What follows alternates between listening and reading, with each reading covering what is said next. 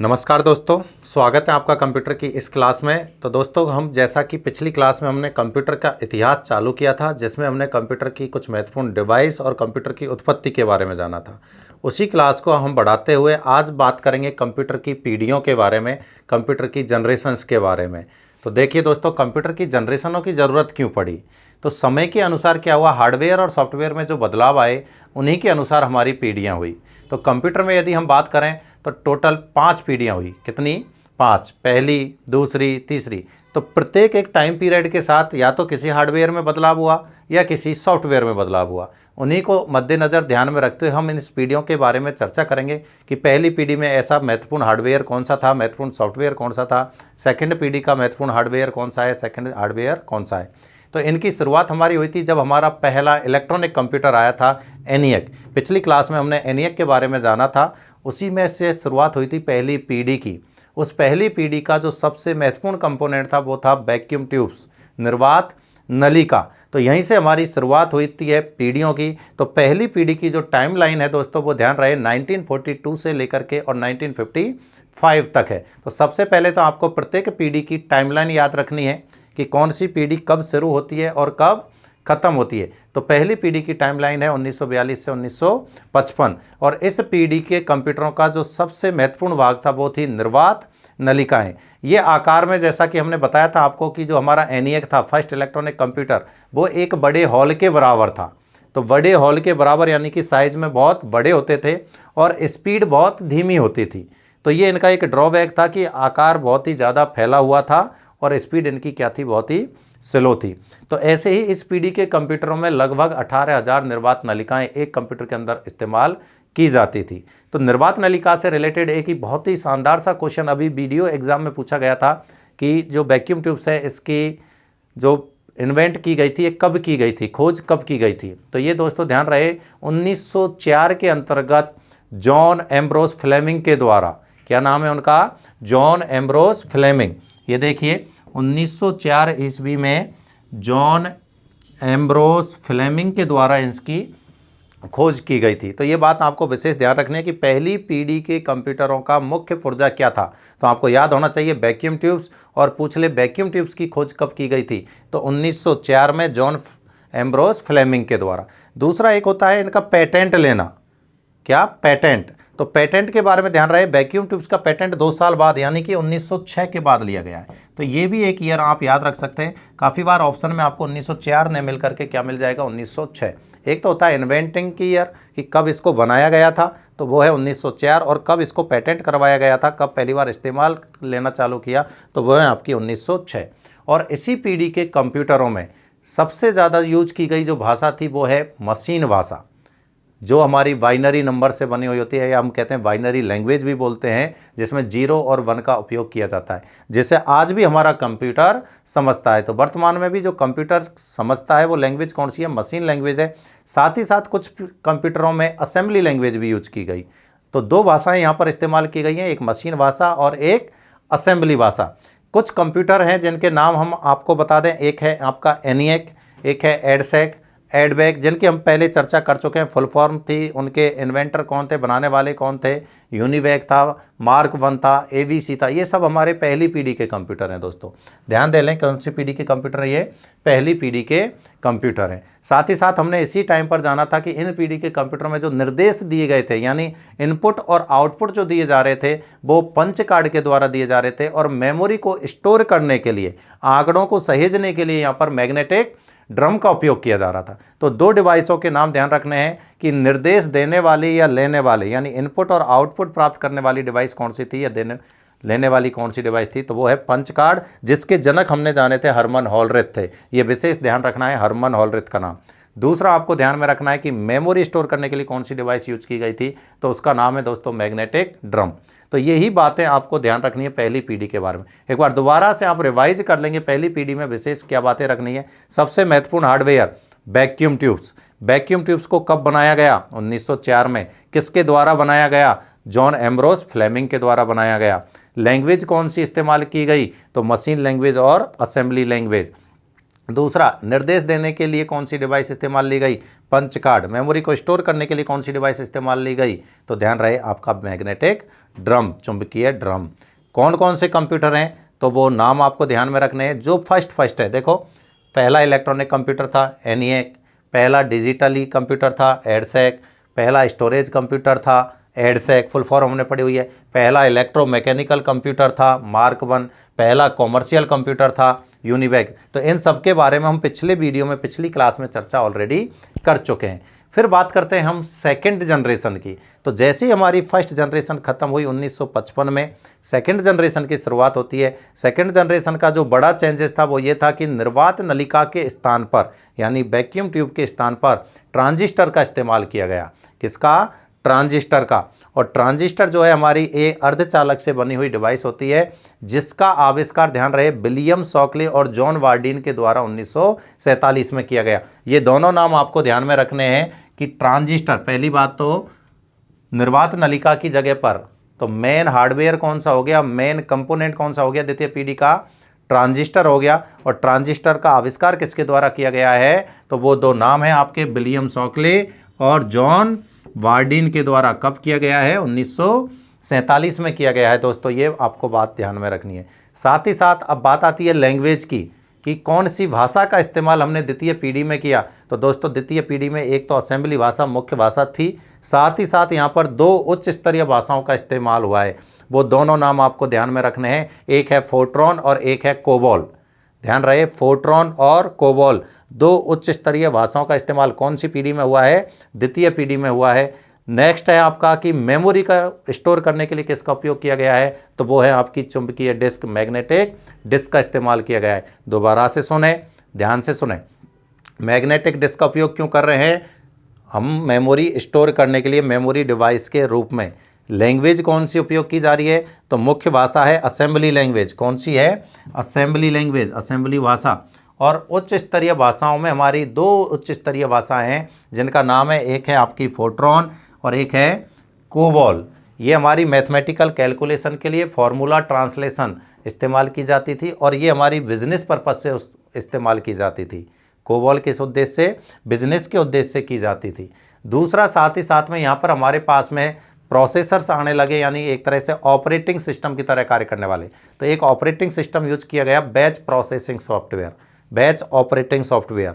तो बैच नाम से पता चल रहा है ये क्या करता था, एक समान डेटा के पहले ग्रुप बनाता था और फिर एक समय में एक ही ग्रुप को प्रोसेस करता था, एक समय में एक ही ग्रुप को प्रोसेस करके कंप्लीट करता था।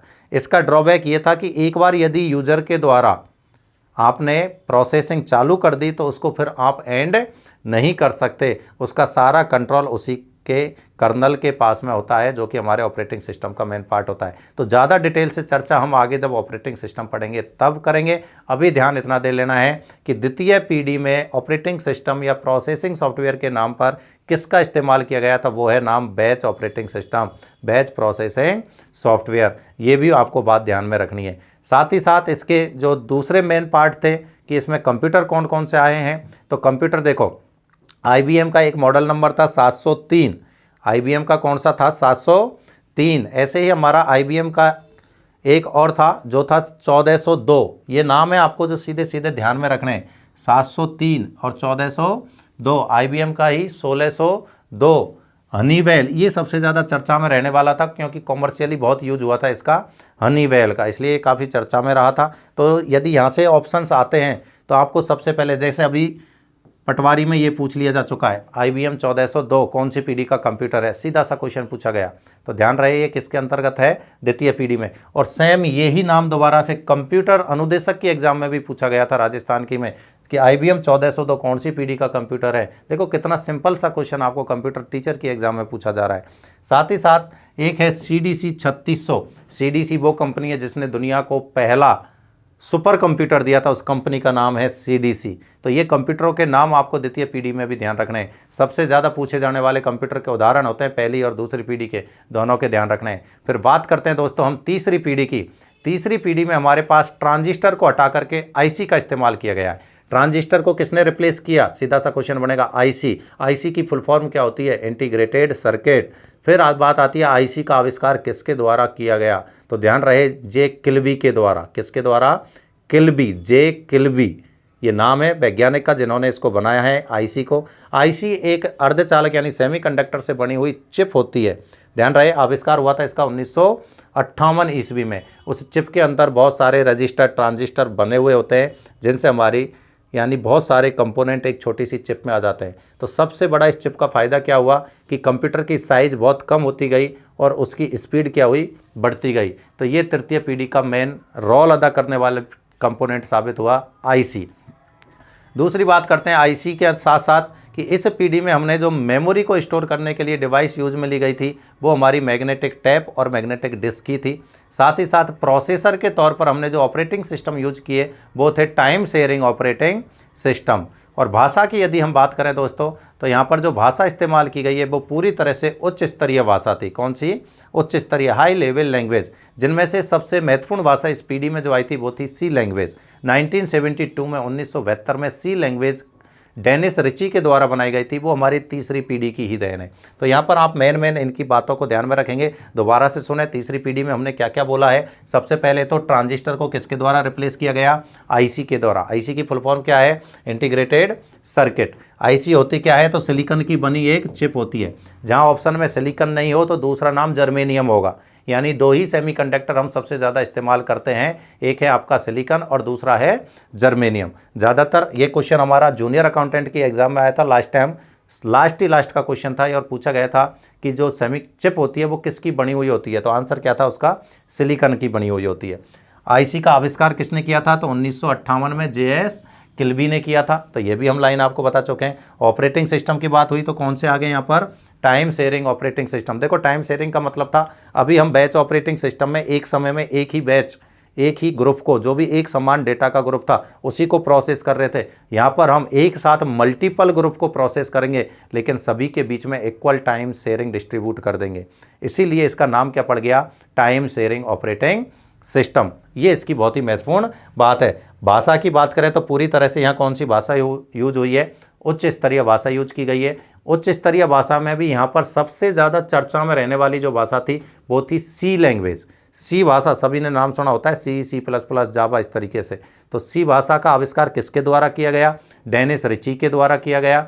कब किया गया? 1972 में किया गया है। कब? 1972 में डेनिस रिची के द्वारा। कहाँ पर किया गया? तो ये एक लेबोरेटरीज थी, फिजिक्स की जैसे लैब होती है ऐसे लैब थी जिसका नाम था बेल लेबोरेटरीज। तो उसके अंतर्गत डेनिस रिची ने इसका आविष्कार किया था। यहाँ कुछ महत्वपूर्ण कंप्यूटरों के नाम हैं जो तृतीय पीढ़ी में आए थे, जैसे IBM का ही वापस 360। मॉडल बदलता है कंपनी, जैसे आप फ़ोन खरीदते हो, फ़ोन में आता है कि सैमसंग S12 है, S13, तो कंपनियां तो वही गिनी चुनी होती हैं, बस उनके मॉडल अपडेट होते जाते हैं, नया नया मॉडल आता जाता है। ऐसे IBM ने बहुत सारे कंप्यूटर निकाले। एक और कंपनी ICL 1900, एक है बैक्स 750। तो कई सारे यहाँ पर हमारे पास में क्या आ चुके हैं? कंप्यूटर। और बहुत लंबी चौड़ी श्रृंखला आ चुकी थी कंप्यूटर की, तो बहुत ज़्यादा नाम आप याद नहीं करने, बस लिमिटेड एक दो जो रेगुलर चर्चा में रहने वाले थे वो नाम आपको ध्यान में रखने। फिर बात करते हैं हम चौथी पीढ़ी की। चौथी पीढ़ी में आईसी को भी रिप्लेस किया गया। रिप्लेस किया, उससे एक टेक्नोलॉजी बना दी, एक ऐसी टेक्नोलॉजी जिसमें हम एक साथ लाखों आईसी कनेक्ट कर सकते हैं। एक ऐसी चिप तैयार की गई कि एक ही चिप के अंतर्गत लाखों आईसी एक स्थापित कर सकें। तो वहाँ से हमारे पास आई BLSI तकनीकी, वेरी लार्ज स्केल इंटीग्रेशन तकनीकी। साथ ही साथ इसी पीढ़ी में एक और चिप आई जिसे नाम दिया गया माइक्रो प्रोसेसर। तो पहली बार माइक्रो प्रोसेसर का उपयोग कौन सी पीढ़ी में किया गया? सीधा सा क्वेश्चन आपसे पूछा जाएगा तो उसका आंसर होगा दोस्तों चौथी पीढ़ी। तो पहली माइक्रो प्रोसेसर युक्त पीढ़ी है 4th जनरेशन। साथ ही साथ कि पहला माइक्रो प्रोसेसर किसने बनाया? तो ध्यान रहे दोस्तों, इंटेल कंपनी। कौन सी है? इंटेल। और उसने अपने नाम के साथ एक मॉडल जोड़ दिया 4004। पहला माइक्रो प्रोसेसर था जो इस पीढ़ी में इस्तेमाल किया गया था। तो ये विशेष बात ध्यान रखनी है कि आईसी को किसने रिप्लेस किया है? अब माइक्रो प्रोसेसर ने। और मल्टीपल आईसी को एक साथ कनेक्ट करने वाली जो तकनीकी थी उसको नाम क्या दे दिया? BLSI, जिसकी फुल फॉर्म आपसे एग्जाम में पूछी जाती है, very large scale integration circuit. ध्यान रहे, इसके बारे में छोटी सी बात आपको दो और बताना चाहूँगा। एक तो होती है SSI, एक शब्द आता है MSI, कि इनका उपयोग कहाँ हुआ है। तो ये है कुछ नहीं, आईसी है। देखो एक तो मैं बोलता हूँ कि 10-20 आईसी को एक साथ कनेक्ट कर दो, एक 100-200 आईसी को एक साथ कनेक्ट कर दो, एक लाखों आईसी को एक साथ कनेक्ट कर दो। तो लाखों आईसी का मतलब तो हो गया वेरी लार्ज। और यदि मैं बोल रहा हूँ 10-20 आईसी को एक साथ कनेक्ट कर दिया तो हम उसको बोलेंगे स्मॉल स्केल। क्या? Small scale integration. और एमएसआई के लिए हम बोलेंगे medium scale integration. Medium scale integration. तो ये कुछ बातें हैं। अब जब बात आ रही है स्मॉल और मीडियम की, तो ये तो वापस थर्ड जनरेशन में ही रह जाती है। जो छोटे लेवल की तकनीकी थी आईसी की, वो थर्ड जनरेशन की है। जैसे ही हमने लाखों आईसी की बात की, वो हमारा फोर्थ जनरेशन है। और यहाँ पर अब पूरी तरह से जो कंप्यूटर थे एकदम माइक्रो प्रोसेसर की वजह से बहुत कम साइज में आने लगे, बहुत तेज़ गति से वो काम करने लगे, ठीक है कि नहीं। दूसरा यहाँ पर ऑपरेटिंग सिस्टम जो आने लगे वो थे रियल टाइम ऑपरेटिंग सिस्टम। जैसे हम आज के टाइम में विंडो इस्तेमाल करते हैं, एंड्रॉयड इस्तेमाल करते हैं, तो ये कैसे हैं? रियल टाइम ऑपरेटिंग सिस्टम है, जिसमें हम एक क्लिक करते हैं और हमें तुरंत रेस्पॉन्स प्राप्त होता है। तो ऐसे हमारे हार्ड रियल टाइम और soft real time operating system यहाँ पर हम यूज करने लगे।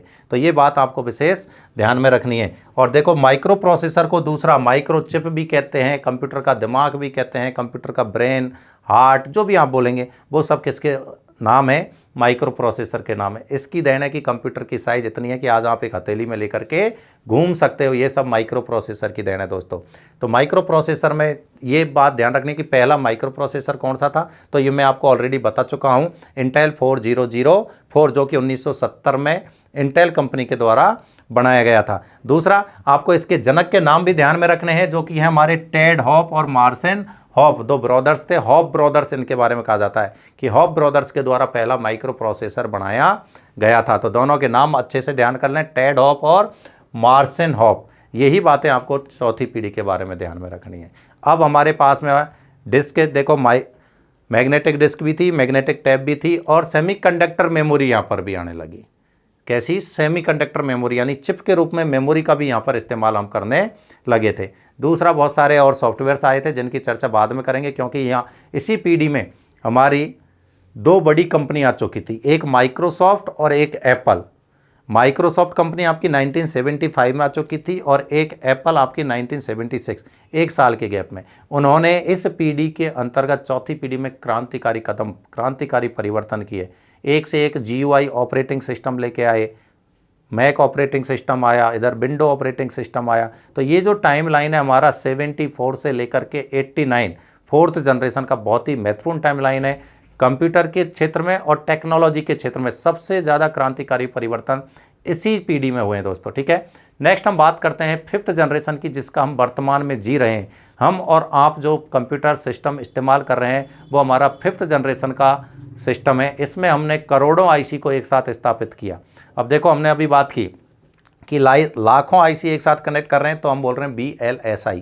अब मैं बात कर रहा हूं कि करोड़ों आईसी आप एक साथ कनेक्ट कर रहे हो, तो करोड़ों आईसी एक साथ कनेक्ट करेंगे तो उसको बोलेंगे ultra large scale, ULSI, ultra large scale integration. तो ये हमारी ULSI तकनीकी आ गई थी कौन सी पीढ़ी में? 5वीं पीढ़ी में। और इसी पीढ़ी में जो सबसे खास चीज़ आई थी वो है आर्टिफिशियल इंटेलिजेंसी, AI, यानी कि कृत्रिम दिमाग, जिसकी बदौलत है रोबोटिक्स। यानी वर्तमान में यदि AI को देखा जाए तो हर चीज़ AI पर निर्भर होती जा रही है। तो AI का इस्तेमाल पहली बार कौन सी पीढ़ी में हुआ है, तो वो भी ध्यान रखें कौन सी है? 5वीं पीढ़ी।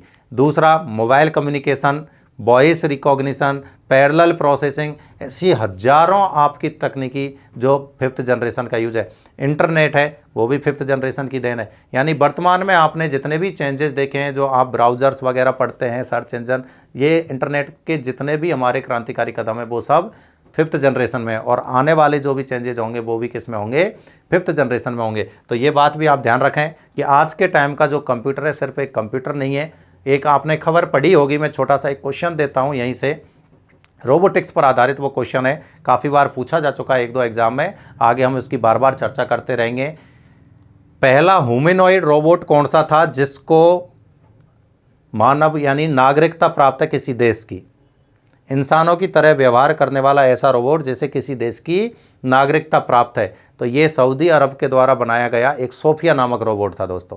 तो वो किसकी देन है? AI की देन है, आर्टिफिशियल इंटेलिजेंसी की देन है, ठीक है। तो आने वाले जितने भी चेंजेज हैं इंटरनेट से रिलेटेड हों, चाहे वो आपके मोबाइल से रिलेटेड हों, चाहे आपकी वीडियो कॉलिंग से रिलेटेड हो, वीडियो कॉन्फ्रेंसिंग जो आप करते हो, वो सब आपके 5th जनरेशन की देन है। तो इस तरीके से हमने ये 5 पीढ़ियों के बारे में आज चर्चा की। दोबारा से देख लें। सबसे पहले आपको क्या याद रखना है, 5 पीढ़ियों की टाइमलाइन। तो टाइमलाइन दोबारा से सुन लें। फर्स्ट जनरेशन की टाइमलाइन क्या थी, 42 से 55, 42 से 55। सेकेंड जनरेशन की टाइमलाइन क्या थी दोस्तों, 55 से 64, 55 से 64। थर्ड जनरेशन की यदि हम टाइमलाइन की बात करें तो 64 से लेकर के 75, 64 से लेकर 75। और फोर्थ जनरेशन पर आएंगे तो 75 से 89। और फिफ्थ जनरेशन पर आएंगे तो 89 से लेकर के अब तक जो चल रहा है वो सब 5th जनरेशन का हिस्सा है। मेन कंपोनेंट्स की बात करेंगे तो पहली पीढ़ी का कंपोनेंट था वैक्यूम ट्यूब्स। वैक्यूम ट्यूब्स को सेकंड पीढ़ी में रिप्लेस किया गया ट्रांजिस्टर के द्वारा। ट्रांजिस्टर के को रिप्लेस किया गया आईसी के द्वारा। आईसी से फिर बहुत सारी टेक्नोलॉजी बनी और फोर्थ पीढ़ी में आए हमारे पास में माइक्रो प्रोसेसर और बीएलएसआई तकनीकी। और बीएलएसआई तकनीकी को फिर रिप्लेस किया गया यूएलएसआई तकनीकी के द्वारा, जहाँ हमारे साथ में एआई भी आ गया था, पैरेलल प्रोसेसिंग भी आ गया था, वॉइस रिकॉग्निशन आ गया। ये सारी चीज़ें 5th जनरेशन में आई थी। तो एक एक करके आपको इनको याद रखना है। सबसे ज़्यादा क्वेश्चन जनरेशन के यहीं से पूछे जाते हैं। धन्यवाद।